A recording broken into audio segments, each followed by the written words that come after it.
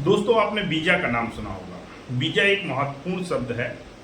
Visa को हम आपको साधारण भाषा में समझाएं तो हमारे देश का कोई नागरिक अन्य देश में जाता है, अदर देश में कोई भी कंट्री में अगर वह जाता है तो वहाँ की कंट्री उस नागरिक को परमिशन देती है कि आप हमारे देश में आ सकते हैं कि नहीं आ सकते हैं। तो जो परमिशन है उसको ही डायरेक्ट वीजा का शब्द दिया गया है दोस्तों। या फिर हम यूँ कहें कि हमारे देश में कोई दूसरे देश के लोग घूमने आते हैं और हमारे देश से परमिशन अगर होती है उनकी घूमने की या नहीं होती है तो उसको वीजा ही कहा जाएगा। यानी वीजा वह शब्द है जो दूसरे देशों के नागरिकों को एक दूसरे देश में आना जाना हो सकता है। दोस्तों, ऐसा ही एक शब्द है H1B वीजा। H1B वीजा काफी इंपॉर्टेंट वीजा है। वीजा तो बहुत है लेकिन H1B वीजा अमेरिका का दोस्तों वीजा है ये। और अमेरिका में हर कंट्रियों के नागरिकों की इच्छा होती है कि हम अमेरिका का हमें वीजा प्राप्त हो जाए। वो भी अगर H1B वीजा प्राप्त होता है तो उसका एक द्वार खुल जाता है अमेरिका में रहने का। H1B वीजा जो वीजा है दोस्तों वह है एक टेम्परेरी वीजा। टेम्परेरी यानी फिर अमेरिका में वीजा दो प्रकार का होता है दोस्तों, एक होता है टेम्परेरी और एक होता है परमानेंटली। जो H1B वीजा है वह एक टेम्परेरी है, यानी कुछ समय के लिए अस्थायी उसे हम वीजा कह सकते हैं। ऐसा ही जब आप अमेरिका में जाते हैं तो H1 वीजा के तहत आपकी योग्यता देखी जाती है दोस्तों, और उस योग्यता में आपके पास IIT या फिर वैज्ञानिक तरीके के या फिर कोई उच्च क्वालिटी की आप में योग्यता है या कोई आपको कंपनी हायर कर रही है, तभी आप H1B वीजा के लिए अप्लाई कर सकते हैं दोस्तों। वैसे तो इसका एक अमेरिका में हर साल मार्च के महीने में एक लॉटरी सिस्टम भी होता है।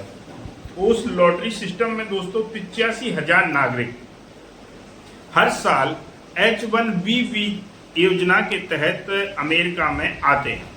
और अमेरिका का उद्देश्य ही है कि H1B योजना के तहत दुनिया के पढ़े लिखे व्यक्ति, माइंडेड व्यक्ति जो कुछ कर सकते हैं, जो कुछ समझ सकते हैं, जो दुनिया को बदल सकते हैं, चाहे वो अपनी नीति से बदलें, चाहे अपने साइंटिस्ट वैज्ञानिक तरीके से बदलें दोस्तों, या फिर मेडिकल की तरीके से बदलें, या फिर आप इंजीनियर के तरीके से बदलें, ऐसा कोई नागरिक बदलना चाहता है तो कंपनी अमेरिका की हायर भी करती है। और कंपनी अमेरिका की हायर करने के बाद उसका सारा खर्चा भी दोस्तों देती है।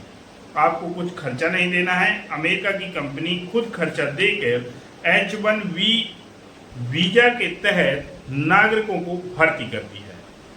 और अमेरिका प्रत्येक वर्ष 85,000 H1B वीजा के तहत ही लॉटरी सिस्टम भी निकालता है।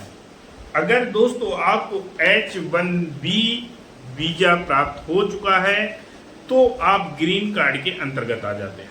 अब ग्रीन कार्ड जिसको प्राप्त हो जाता है तो वो टेम्परेरी से परमानेंटली वीजा की ओर अग्रसर हो जाता है। इसलिए हर नागरिक की एक इच्छा होती है कि अमेरिका का हमें ग्रीन कार्ड प्राप्त हो जाए। जब उसको ग्रीन कार्ड प्राप्त हो जाएगा दोस्तों तो उसको अमेरिका में रहने की सुविधा जो है बहुत आसान हो जाएगी। कई गवर्नमेंट उसके लाभ मिलने लगते हैं और अगर आप अमेरिका की नागरिकता लेना चाहते हैं तो फिर ग्रीन कार्ड के तहत ही आपको अमेरिका की नागरिकता मिल जाती है दोस्तों। वैसे टेम्परेरी वीजा में H1B वीजा के अलावा B1 B2 वीजा भी होता है, L1B वीजा भी होता है, M1B वीजा होता है, F1B वीजा होता है दोस्तों। ऐसे कई वीजा हैं टेम्परेरी में। जैसे F1 एग्जाम्पल हमने दिया, अगर आपको वीजा प्राप्त होता है तो आप या तो स्टूडेंट होंगे तभी आप F1 वीजा योजना के तहत वहां जा सकते हैं। जैसे हमने कहा B1 B2, या तो आप पर्यटक टूरिज्म के हैं तभी आप वहां घूमने जाने के इच्छुक हैं तो आपको B1 या B2 वीजा अप्लाई करना पड़ेगा दोस्तों, और उसी वीजा के तहत आपको वहां आने की परमिशन मिलती है। ऐसा ही ओनली H1B वीजा ये नौकरी के लिए ही है, पेशावर।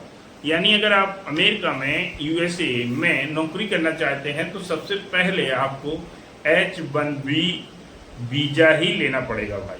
उसके बाद आपको वहाँ ग्रीन कार्ड मिलेगा और ग्रीन कार्ड मिलने के बाद आप वहाँ के नागरिक हो सकते हो। और जब आप नागरिक हो जाओगे तो वहाँ का आपका टेम्परेरी जो वीज़ा है वो हटकर परमानेंटली वीज़ा हो जाएगा। अगर आपको अभी किसी भी वीज़ा में कंफ्यूजन है अमेरिका के, जैसे हमने टेम्परेरी बताया और परमानेंटली में, या फिर आपको H-1B वीज़ा में कंफ्यूजन है, तो भी आप कमेंट करके बताएं दोस्तों कि इसमें ये कंफ्यूजन है, तो दोबारा हो सकता है हम समझाने की आपको कोशिश करेंगे। अगर आपको वीडियो पसंद आया है तो वीडियो को करें लाइक, हमारे चैनल को सब्सक्राइब।